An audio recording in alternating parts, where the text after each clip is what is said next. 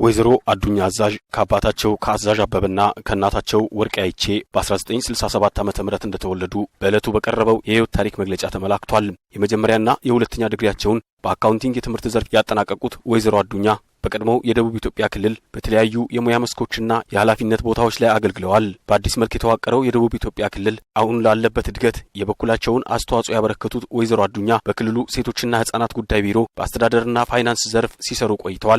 በቅርቡ በክልሉ ወሳኝ ኩነቶች ምዝገባ ኤጀንሲ በምክትል የቢሮ ኃላፊ ማዕረግ የፋይናንስና አስተዳደር ዘርፍ ኃላፊ ሆነው ያገለገሉት ወይዘሮ አዱኛ ለስራ ጉዳይ በተንቀሳቀሱበት ወቅት በደረሰባቸው ድንገተኛ አደጋ ከፍተኛ ጉዳት ደርሶባቸው በአርባ ምንጭ ሆስፒታል በሕክምና ሲረዱ ቆይተው በቀን 7ኛ ወር 2018 ዓ.ም ከቀኑ 9 ሰዓት ህይወታቸው ሊያልፍ ችሏል። ህልፈታቸውን ተከትሎ የክልሉ ርዕሰ መስተዳድር አቶ ጥላሁን ከበደ ዋና አፈ ጉባኤው አቶ አለማየሁ ባውዲን ጨምሮ ሌሎችም ከፍተኛ አመራሮች በሳውላ ከተማ በሚገኘው መኖሪያ ቤታቸው በመገኘት ቤተሰቦቻቸውንና ወዳጅ ዘመዶቻቸውን አጽናንተዋል። ከፍተኛ አመራሮቹ የአበባ ጉንጉን በማኖር የአስክሬን ሽኝትና የቀብር ስነ ስርዓቱን አስፈጽመዋል።